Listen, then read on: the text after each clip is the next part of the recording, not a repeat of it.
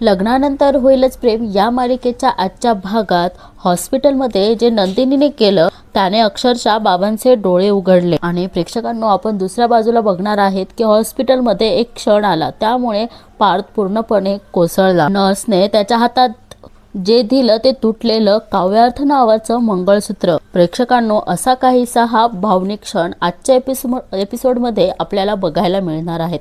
प्रेक्षकांनो चला तर मग सुरुवात करूया आजच्या रिव्ह्यूला। पार्थ गणपती बाप्पा समोर हात जोडून म्हणतो की देवा, आजवर मी तुझ्याकडे काहीच मागितलं नाहीये, पण आज मागतो आहे, माझ्या काव्याला बरं कर, त्यांना काही होऊ देऊ नको, प्लीज प्लीज त्यांना काही होऊ देऊ नको। आणि प्रेक्षकांनो तेवढा त्याच्या खांद्यावर कोणीतरी हात ठेवलेला असतो आणि तो मागे वळून बघतो तर काय रम्या असते आणि ती सुद्धा आता बघा यांच्यासोबतच इमोशनल असा ड्रामा करत असते। ती म्हणते की पार्थ, आणि बघा पार्थ म्हणतो की रम्या काव्या आता ही रम्या ना फक्त पार्थच्या जवळ जाण्याचा प्रयत्न करत असते, बाकी तिला काव्याचा ॲक्सिडेंट झालाय याचं किंवा तिच्या डोक्याला लागलाय याच्याशी तिला काहीच फरक पडलेला नसतो। आणि प्रेक्षकांना बघा तेवढ्यात जीवा तिथे येतो आणि म्हणतो की दादा नर्स बोलवत आहे। आता हा पार्थ बघा रम्या तिथे आलेली आहे त्याच्याशी त्यालाही काही नसतं, तो तेवढ्यात पळत तिथनं निघून जातो। आणि इकडे बघा जीवा किती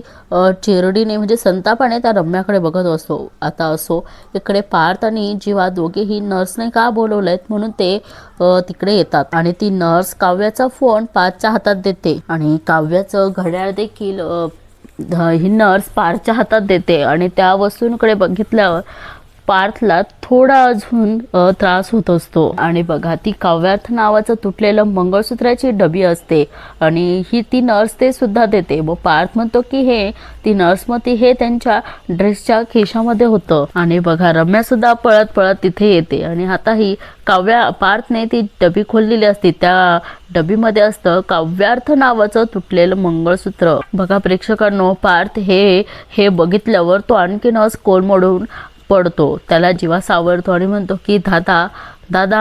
आणि प्रेक्षकांनो इकडे पार्थला आठवतं की आपण 16 डिसेंबरच्या त्या रात्री काव्यावर संतापून ते मंगळसूत्र तोडले गेलेलं होतं आणि हे त्याला खूप वाईट वाटत असतं। आता पार्थ म्हणतो की काव्या आपलं नातं जोडलं गेलेलं आहे, हे पेंडन सुद्धा जोडेल। पण बघा प्रेक्षकांनो हे ऐकून रम्या अजून संतापते आणि बघा प्रेक्षकांनो ती नर्स पण येते आणि म्हणते की सॉरी सर, हे पण त्यात होतं, ते असती काव्याची एक्झामची रिसीट। आणि त्या रिसीटकडे बघून पार्थला अजूनच रडायला येतो। जीवा त्याला जवळ घेतो आणि म्हणतो की दादा शांत हो, दादा शांत हो। जीवा म्हणतो की काही होणार नाहीये काव्याला, युनिव्हर्स तुझा नक्की ऐकेल। आणि बघा आता ही रम्या ना परत आता पार्थच्या जवळ जाण्याचा प्रयत्न करते। ती म्हणते की पार्थ आणि त्याच्या हातात ते हॉल तिकीट स्वतःच्या हातात घेते आणि म्हणते की हॉल तिकीट। आणि आता ही रम्या म्हणते की देवा काय होऊन बसलं रे, हे काव्याची परीक्षा होती, किती मेहनत केली होती तिने। प्रेक्षकांनो ही जी रम्या इथे बोलणार आहेत ना ते अगदी कोणालाच तिचं म्हणणं पटत नाही।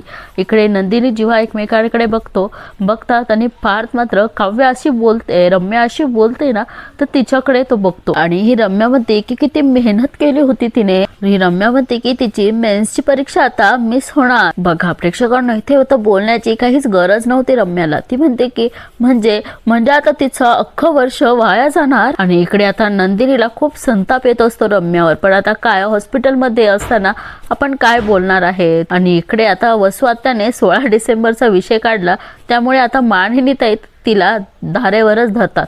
त्या म्हणतात की बोला वसुताई। मानिनी काकू म्हणतात की काय सुरू असतं तुमचं आणि रम्याचं। मानिनी काकू म्हणतात की 16 डिसेंबर बद्दल काय बोललात तुम्ही। ही वसू आत्या आता विषय बदलते, ती म्हणते की अगं प्रसंग काय मानिनी, आणि आपण काय भांडत बसलो आहो। मानिनी काकू म्हणतात की हे तुम्ही बोलतायत। वसू आत्या म्हणतात की शारदा खरंच सांगते तुला काव्याचाच विचार चालू आहेत का मनात, ती बिचारी तिकडं मृत्यूशी झुंज देते आहे। वसू आत्या म्हणतात की तुम्हाला दोघींना खरं नाही वाटणार, पण मला ही काळजी आहेत ग काव्याची, खरंच मानिनी। आता वसू आत्या इथून सटकायचा प्रयत्न करतात। त्या म्हणतात की मी ना आता एक काम करते, रम्याला फोन करून विचारते की तिकडे काय चाललं आहे ते, काव्या शुद्धीवर आली की नाही हे विचारते.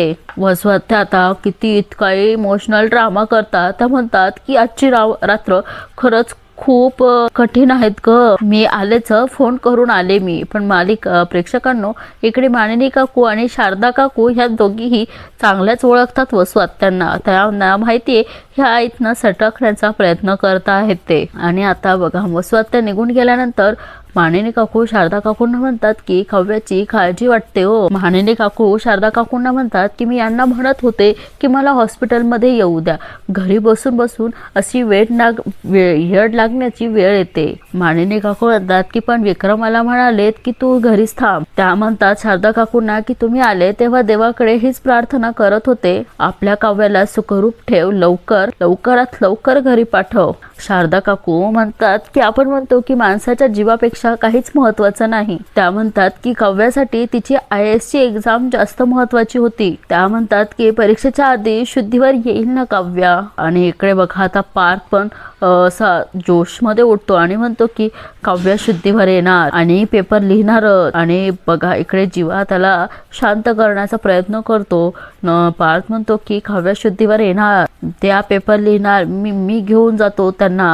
जीवा म्हणतो की दादा तू प्लीज शांत हो, काव्याला काहीच होणार नाही, प्लीज तू शांत हो. आणि तेवढ्यात नर्स येतात आणि रिसिट घेऊन येतात. त्या पार्थला म्हणतात की प्लीज हे औषधं घेऊन या.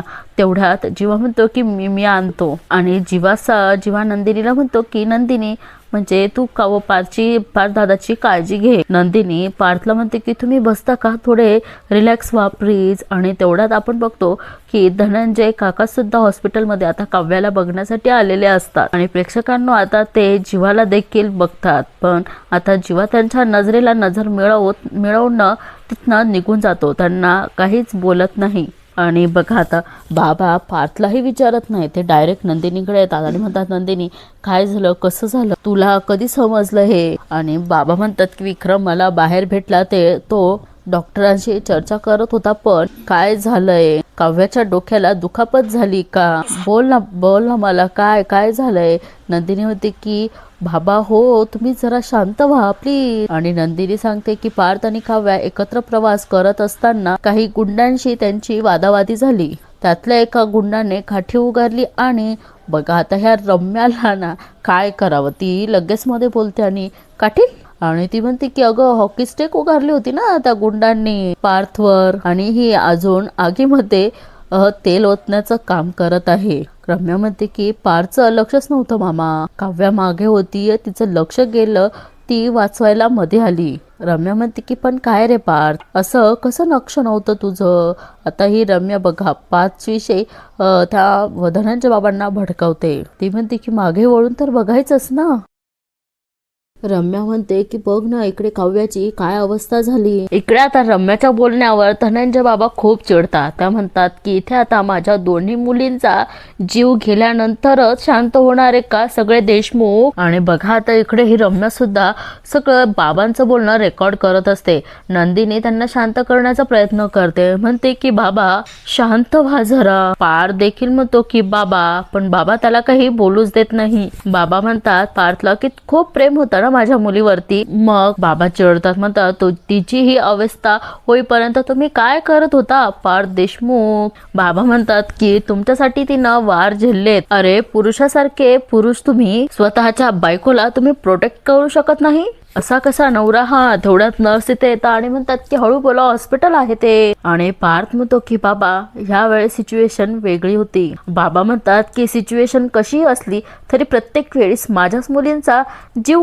बळी कसा काय जातो. एकीकडे विक्रम इतका सेन्सिटिव्ह, इकडे वहिनी एवढा प्रेम, म्हणून मी माझ्या दोन्ही मुलींचं लग्न देशमुखांच्या घरी करून दिलं. बाबा म्हणतात की देशमुखांच्या पुढच्या पिढीवर चांगले संस्कारच झालेले दिसत नाही. बघा, डायरेक्ट इकडे बाबा त्यांचे संस्कार काढायला लागतात.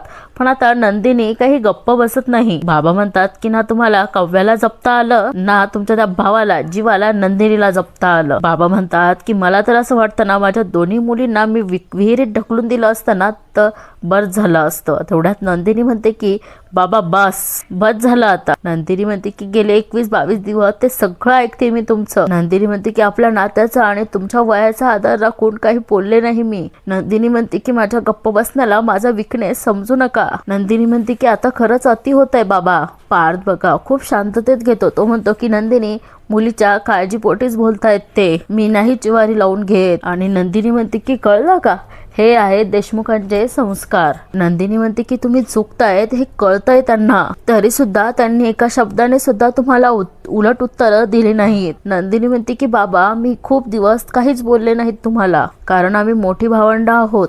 आमच्या आईवडिलांची चूक झाली की ती आम्हाला समजून घ्यायची असते. आमच्या आयुष्यातले सगळे निर्णय आई वडीलच घेत असतात. नंदिनी म्हणते कधीतरी वाटतं की या 2 नंबरच्या भावंडासारखं बंडखोर व्हावं, निदान मनात येईल ते बोलून मोकळं तरी होता येतं. प्रेक्षकांनो इकडे काव्य आता नंदिनी जे काही बोलते त्याने अक्षरशः बाबांचे डोळे उघडले जातात. पार्थ नंदिनीला शांत करण्याचा प्रयत्न करतो. नंदिनी म्हणते की नाही पार्थ, तुम्हाला माहित नाहीये, जेव्हा म्हणतात तसं गेले 21 दिवस ते तळहातावर काळीज घेऊन आले होते माझ्यासाठी. नंदिनी म्हणते की मला हे सगळं कळत होतं, आवडत सुद्धा होतं, पण प्रत्येक वेळी मी बाबांचा विचार करून थांबले. नंदिनी म्हणते की बाबा तुम्हाला ऐकायचं होतं ना त्या दिवशी माझं उत्तर, तर ऐका, जीवांचं प्रेम जिंकलंय आणि तुमचा आडमुठेपणा हरलायत बाबा. मी म्हटलं होतं त्यांना की मला नकोय हा दुरावा, मला तुमच्यासोबत आवरण्याचा सावरण्याचा खेळ खेळायचा आहे.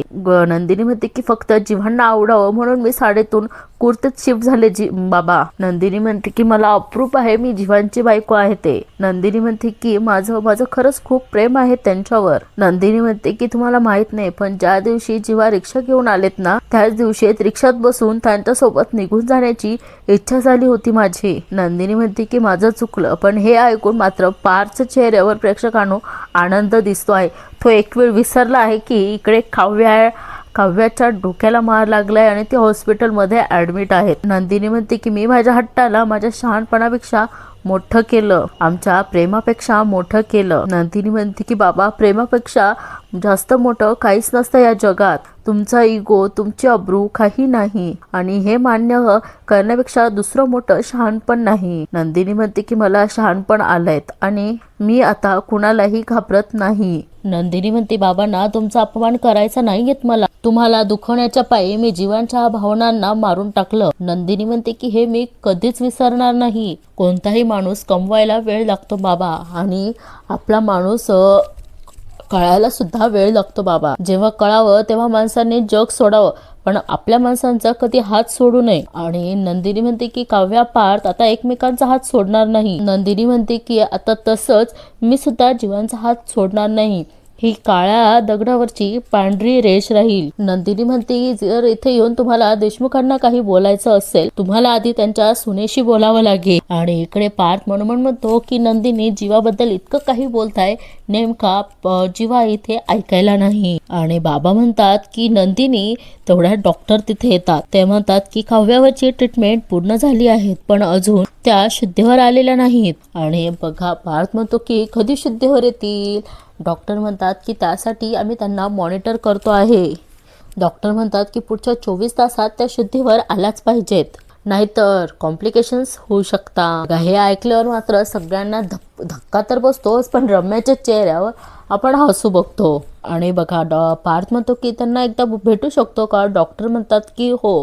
आणि आता पार्थ म्हणतो की बाबा मी येतोच. आणि आता पार्थ भेटायला गेल्यावर इकडं ही रम्या देवाकडे काय प्रार्थना करते बघा, की काव्या लवकर शुद्धीवर येऊ दे आणि पार्थलाही ओळखू दे. तुम्ही कोण असं म्हणायला नको. आणि हे पार्थ रम्याचं बोलणं ऐकून घेतो. बाबांनाही तिच्या बोलण्याचा राग येतो. तेवढ्यात नंदिनी म्हणते की रम्या ठीक आहेस ना? रम्या म्हणते अगं नाही अगं, मी मनापासून ते ऑनलाईन सर्च करत होते नेटवर, की तेच लिहिलेलं आहे की डोक्याला मार लागला ना कधी कधी ते असं.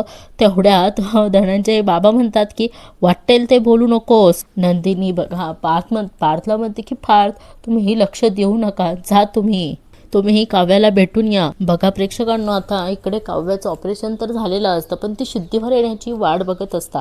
आता पार्थला राहवलं नाही म्हणून तो काव्याला भेटायला आलेला असतो. पार्थ तिला म्हणतो की ओ फिसकारणारी मांजर, तुमचे डोळे उघडा ना, तुमचा ओजी बोका आलाय आता, तो नाही जाणार तुम्हाला सोडून.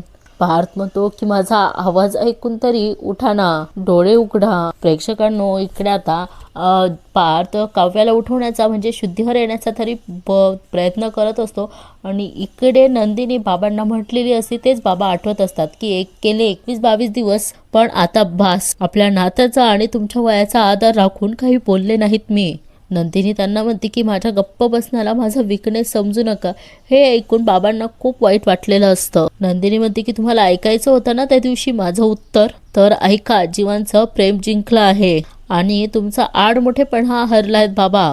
नंदिनी म्हणते की प्रेमापेक्षा मोठं काहीच नसतं जगात, तुमचा इगो, तुमची अब्रू काही नाही. आणि प्रेक्षकांनो इकडे बाबा तो पेनड्राईव्ह काढतात. त्यांना माहिती असतं की तो जीवानेच पीपीटी बनवून दिली, पण त्यांना आठवतं की ते त्यांनी कसं जीवाच्या कानाखाली वाजवली होती. आणि ते पेनड्राईव्ह खिशामध्ये ठेवतात आणि तेवढ्यात नंदिनी तिथे येते आणि त्यांच्या खांद्यावर डोकं ठेवून त्यांना म्हणते बाबा बाबा आय एम सॉरी, मगाशी मी भान सोडून वागले त्याबद्दल सॉरी. देशमुखांबद्दल भरभरून बोलताना मोहितेंशी भान सोडून वागले, सॉरी बाबा. आणि बघा बाबांनीही नंदिनीला माफ केलं असतं. ते म्हणतात तू नेहमीच्या सवयीप्रमाणे माझ्या खांद्यावर डोकं ठेवून आलीस ना, तेव्हा सगळं मिटलं.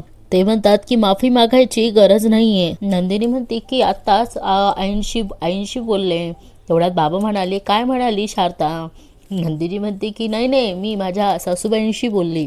तेवढ्यात धनंजय बाबा म्हणतात की अच्छा. नंदिनी म्हणते की मी काय म्हणते बाबा, तुम्ही काहीतरी खाऊन घेता का, खूप उशीरही झालाय आणि तुम्हाला गोळ्या देखील घ्यायच्या आहेत ना. आणि बाबा खरंच घड्याळाकडे बघता तर 1 वाजलेला असतो रात्रीचा. बाबा म्हणतात की अरे हो 1 वाजला आहे, कॅन्टीन उघडं असेल का. आणि थोड्यात जीवा येतो तिथे आणि म्हणतो की आत्ताच बंद झालंय. जीवा म्हणतोय की पण मी पार्सल आणलंय सगळ्यांसाठी. आता नंदिनी पण जीवाला म्हणते की तुम्हीच द्या ना. आणि बघा इकडे जीवा त्यातनं पार्सल काढतो आणि म्हणतो की बाबा. तेवढ्यात बाबा त्याच्याकडे बघतात. जीवा म्हणतोय की सॉरी धनंजय मोहिते. बाबा त्याला म्हणतात की नावानं हाक मारली नाहीस तरी चालेल. आणि त्याला ते म्हणतात की थँक्यू. आणि इकडे जीवा म्हणतो की थँक्स नाही म्हटलं तरी चालेल बाबा. आणि बाबा पण म्हणतात की यासाठी नाही. खिशातून तो पेनड्राईव्ह काढतात आणि म्हणतात की यासाठी. बाबा म्हणतात की नंदिनी मी खाऊन येतो. नंदिनी म्हणते की जा पप्पा सावकाश खा. जीवा म्हणतोय की मी सँडविच दादाला देऊन आलो. तेवढ्यात नंदिनी म्हणते की जीवा. नंदिनी म्हणते मी काय म्हणते तुम्ही देऊन बघा, पण मला नाही वाटत ते खातील. त्यांची बायको शुद्धीवर नाहीये जीवा. आपला जोडीदार आपल्या समोर असताना सुद्धा जर तो आपल्याशी बोलत नसेल तर घशाखाली घास जात नाही, पण मन मात्र खात राहतं. इकडे बिचारा पार्थची अवस्था खूप विचित्र झालेली असते. आता अजून काही ही काव्या शुद्धीवर आलेली नाहीये. आणि बघा तेवढ्यात ही काव्या शुद्धीवर देखील आली आहे. पार्थ म्हणतो की काव्या डोळे उघडा ना, आपण खूप मोठा प्रवास करून इथपर्यंत आलो आहे. पार्थ तिचा हात हातात घेऊन म्हणतो की असं शेवटच्या क्षणापर्यंत मी तुम्हाला असं हारू देणार नाही. प्रेक्षकांनो इथे आता काव्या बघा हळूहळू शुद्धीवर येत असती. पार्थ आता सगळं त्याच्या मनातलं काव्याला सांगत देखील असतो. पण प्रेक्षकांनो इकडे पार्थची अवस्था, तिकडे बाहेर आपण बघतो बाबांची अवस्था, घरी आपण बघणार आहोत मानिनी काकू शारदा काकूंची अवस्था. म्हणजे प्रत्येकाला आता फक्त काव्य शुद्धीवर यावी आणि तिची म्हणजे मेमरी लॉस वगैरे काही होऊ नये असंच प्रत्येकाला वाटत असतं. आणि आता इकडे फक्त पार्थचं म्हणणं म्हणजे त्याला असं वाटत असतं की काव्या फक्त शुद्धीवर यावी असंच त्याचं म्हणणं असतं. प्रेक्षकांनो ते काव्या आता शुद्धीवर आलेली असते आणि प्रेक्षकांनो बघा त्याने तिचा हात हातात घेतलेला असतो. त्याचा आनंद गगनात मावेनासा झालेला असतो. बघा तो म्हणतो की डॉक्टर, आणि म्हणतो की डॉक्टर काव्या शुद्धीवर आल्या आहे. आणि ही काव्या बघा पार्थने हात हातात घेतलेला असतो, त्यामुळे ही काव्या पार्थला म्हणते की हात सोडा माझा. आणि प्रेक्षकांना बघा तिने असं बोलल्यानंतर पार्थच्या पायाखालची जमीनच सरकते. त्या बिचाऱ्याला तर आनंद झाला असतो की काव्या शुद्धीवर आली आहे, पण काव्या असं बोलली की हात सोडा माझा, कोण आहात तुम्ही. आणि इथेच प्रेक्षकांनो बघा पार्थ जिंकून सुद्धा हरलेला असतो. आणि प्रेक्षकांनो इथेच मालिकेचा एपिसोड देखील संपतो. आपण बघूया आता की पुढील भागामध्ये काय दाखवलेलं आहे ते. त्याआधी प्रेक्षकांनो मला तुम्हाला एक प्रश्न विचारायचा आहे की काव्याची खरंच मेमरी लॉस झालेली आहे की ती नाटक करत आहे पार्थला मिळवण्यासाठी, हे प्रेक्षकांनो आपल्याला बघावं लागणार आहे पुढच्याच एपिसोडमध्ये. तोवर तुम्ही बघत राहा. चला तर मग आपण बघूया पुढील भागामध्ये काय दाखवलेलं आहे ते. आणि इकडे आपण बघतो की नंदिनीने जीवासाठी चहा आणलेला असतो आणि ती म्हणते की सावकाश. नंदिनी जीवाला म्हणते की कप ओके आहेत ना. जीवा पण म्हणतो की अगं तो कप आहेत ना, त्यात काय विशेष आहे. नंदिनी म्हणते की आतून नसतं पण बाहेरून असतं विशेष, कारण तिने त्यावर सॉरी लिहिलेलं असतं ना आणि ते जीवाला बघायचं असतं. आणि इकडे पार्थ तिला म्हणतो की एक वेळ तुम्ही लग्नानंतरचं प्रेम विसरलात ना तर मी मानून जाईल, पण तुम्ही पार्थला विसरला तर मी मरून जाईल. आणि प्रेक्षकांना असं बोलल्यानंतर आता माहीत नाही पुढे काय होणार आहे ते आपल्याला उद्याच्याच एपिसोडमध्ये बघावं लागेल. प्रेक्षकांना आजचा एपिसोड कसा वाटला नक्की कमेंट करून सांगा आणि चॅनलला सबस्क्राईब करायला विसरू नका. धन्यवाद.